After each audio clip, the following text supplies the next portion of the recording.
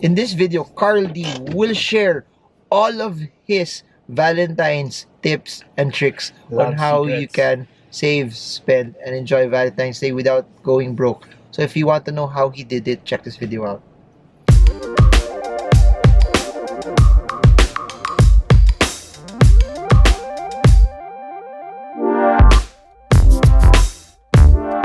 Please subscribe to Marvin Germo's channel. Hit the bell para you're always updated pag may mga bagong video coming out. Thank you. Enjoy the video.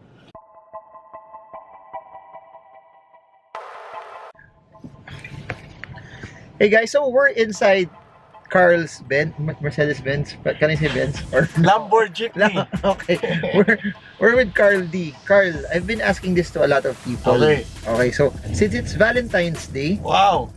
do you advise people to buy expensive roses, flowers this Valentine's?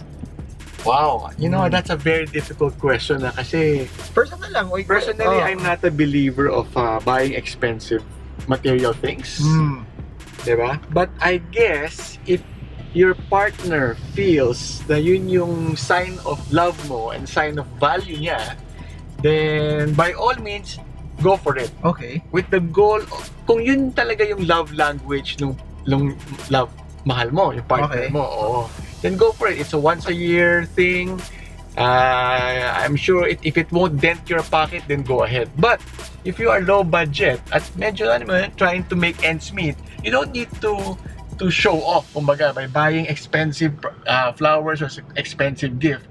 Kung pwede naman na yung regular lang, and then it's a thought that counts, diba? Ako personally, I buy my flowers from Cubao farmers. Yeah. And I buy it for my daughters, for my wife. And you just package it nicely with a nice card that may lovingly well thought of message. And that will make your whole gift more expensive than it's worth. I asked this to RD Roberto. What should be an acceptable price range for flowers? Oh, For you lang. You know, I'm not a flower person, Okay. and I'm not also a gift person. But personally, I think it depends on your status in life, diba? Okay. Pero you know, 3 roses, 300, you know, to show your sincere love is good. Goes up to 1,000, goes up to 3,000. Pero depende yan sa wealth mo eh.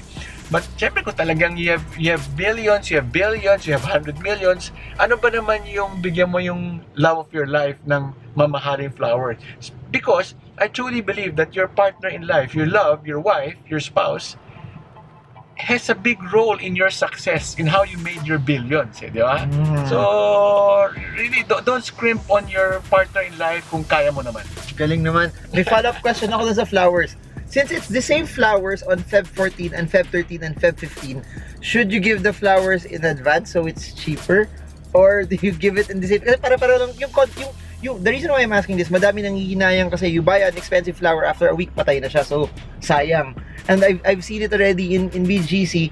1 dozen is around 4,000 pesos already. Yeah, wow, 4,000. Oh, 4,000. So some people are saying, ano na yan? That's a branded shoe, or Nike. You can buy Nikes off of that, or you can buy syempre hindi yung mamahaling bag, but you can buy a good bag, decent bag na rin for that. Hindi eco bag.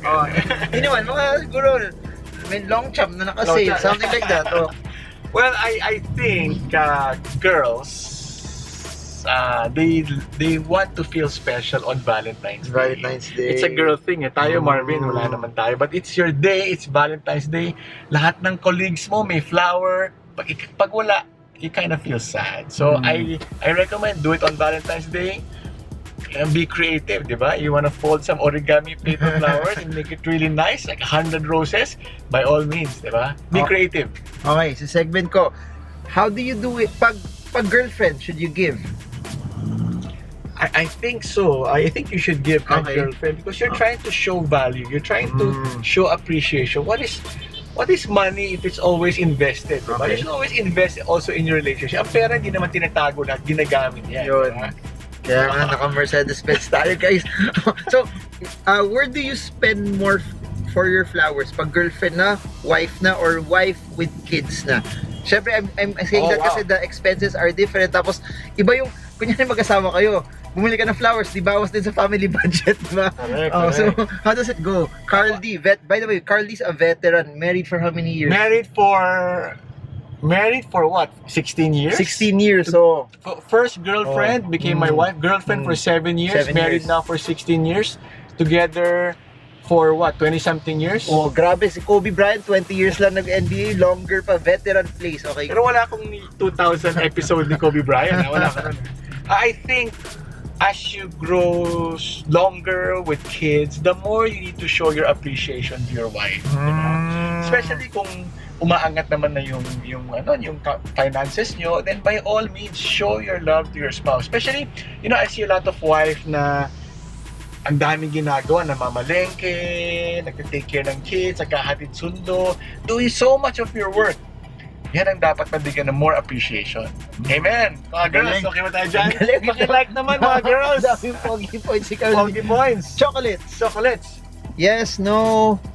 Or you said it already, depende kung yun yung gusto ng spouse. Yeah, definitely, if you can afford it, go for it. Because you wanna make your partner feel special, di ba?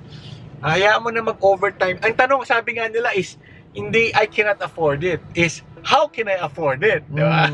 So I assume same lang answer mo for teddy bears and etc. Yeah, you make it creative, Okay. di ba? Like, I think there was one time I gave my daughters one single rose, pero may maliit na teddy bear. So it makes it more special, di ba? Ito pa, Carl D.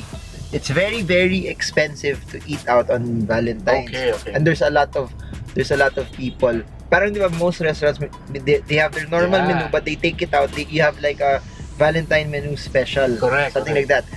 Should people eat out on Valentine's, or it's better to cook or just celebrate? Kasi I've seen, I'll give you an example. The video before this, R.D. Roberto said Okay. that we eat out naman on a regular day, but pa kami sasabay on Valentine's Day. So Okay. that's their what's your take on this? Should you spend a lot on Valentine's dinners?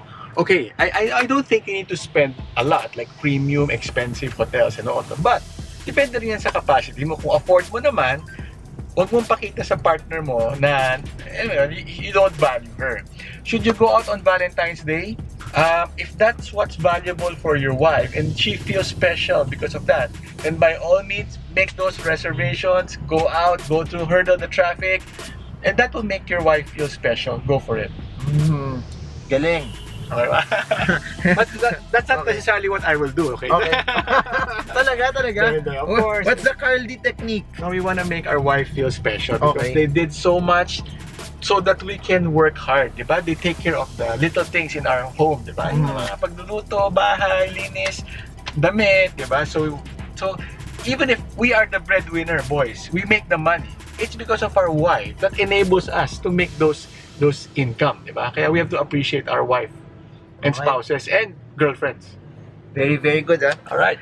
I'm actually speechless. Wala na. Normally, I have a follow-up question for About for you. Valentine's. Hindi naman.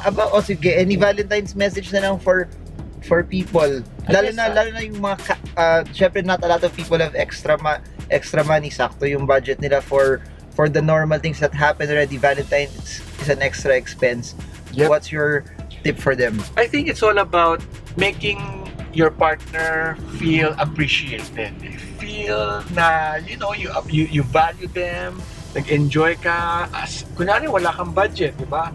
Simple origami flower. But it's the love note that will make it premium, di ba? It's yung you made an effort to write how you feel about your partner, how you appreciate her. Pero then be creative na lang. I don't know, di ba? Origami flowers, konting chocolate but wrapped in something, di ba? Or kahit a social media post, you express your love in public for your wife. And I think that will mean a lot for the females. Ito I learned this from one of my, I think, care group leaders a few years back. Ito sabi niya, sure win to lagi, tapos it doesn't cost you anything. Ay, gusto ko yan. Oh. Okay. I'm gonna take down notes. It only costs you ball pen and paper. Ooh, Paper, cut it into 100 pieces. 100 pieces or whatever, gusto mo 20 pieces, okay lang.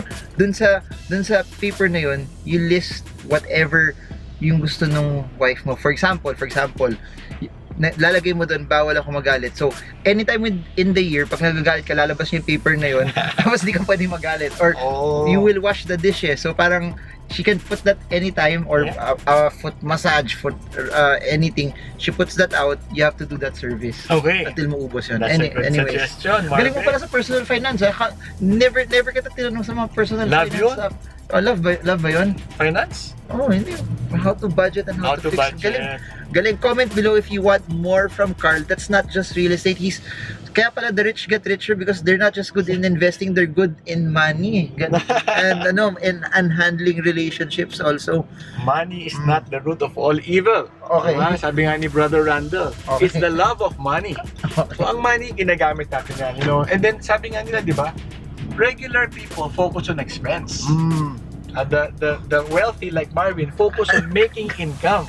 Diba? So, wag mo natin isipin palagi wala akong budget. The question is, how can I make budget? Diba? Galing. Sige, final words na for people. Go! Alright, wala akong final Wala akong final words. Sige, so, I hope you guys enjoyed this video, Valentine's Day special. I hope that, it's okay for me. It's okay to spend as long as you don't go broke doing it, and you don't borrow a lot of money also na hindi mo naman talaga kayang bayaran just to impress that person. Keep to your level. Especially pag girlfriend pa lang, tapos mamaya mag-break din kayo, masakit yun. Oh, yun. So, I guess that's it. Carl D. Pero paano naman yun kung girlfriend pa lang, di mo pinapakita na willing ka to spend? Paano kayo magiging kayo? May technique ako dyan. Okay. What I learned is this pag girlfriend, parang you escalate it, because if you start at a high base, it's harder to top that off. And if you start at 100, it costs you more to go to 101 to 102, whereas you start at 5, going from 5 to 6, it's also 1 point, pero it doesn't cost you as much. Parang stocks na mababa yan, ano? Parang you go for an Ayala Corp parang or mga piso-piso stocks. Parang ganun yung technique. Pag kunyari, sinanay mo kagad nagregalo ka kagad LV, first date. Yun. Or first Valentines. That means you need to give either LV or Prada sa next one. Kung sinanay mo muna sa Secosana sa first. Yun. But that wasn't me. Ano ba LV? Lolo Vic? Lolo Vic. So yun, meron ka ba, Carl? Yun lang, for all men out there, there's many ways to express your love and appreciation. I think the key word here is show your appreciation for your wife, for your girlfriend. Yun ang gusto nila, yung na-appreciate mo sila. So how? In many ways. Through gifts is one, but it can also be through time, spending time with them, or service, doing things for them, diba? Or physical touch, giving them hug, and assurance, ganon. So maraming ways din naman kailangan maraming pera kasi gift lang yun Meron pang hug, saying words, service, and time. Ayan. Okay, galing. So, ano expertise mo doon? Siyempre, gifts, kasi I can get you unlimited gifts. I'm not a gift person, talaga? But I guess my wife values time. Like kami, every night, after dinner, when the kids are settled, we would go out for a walk around the village. So siguro mga 30-45 minute na walk yun. So it's exercise and yet we have quality time together. Galing. Yeah. And then in the middle of the day, we call each other just to check up on each other. So just really to spread good vibes. So kunwari, I'm happy today, I wish you well. 20 plus years together na yan, and still we do those kinds of things to keep the fire going. may magla-last question na sana ako, pero may naisip akong follow-up Paano naman yung mga single? Tago na rin nila pera nila. Yung mga single, yun. Parang kapatid ko, hanggang ngayon, dami na nangyari sa mundo, single pa rin siya. Pero hindi ako makarelate sa mga single. Wala kang mapapayo. Huwag na sila gumastos, tago na lang sila sa bahay. I have no idea, mga single.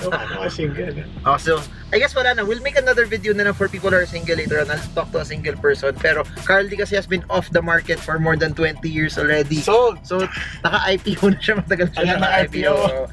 So, by the way, if you want to know more about Carl's techniques, how can they reach you? Oh yeah, definitely. I have my private coaching and I'll put the link below so we can chat longer. But you can also see it sa description. I normally put it, unless nakakalimutan ko, but nasa description.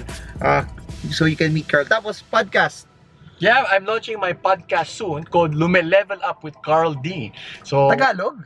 Hindi, Tagalog lang yung title, but it's about learning from really influencers how to level up in life. Yan. Okay. Sige guys, we're now here at Forbes. No, we're near Carl's house already. Forbes Corner, Espanya.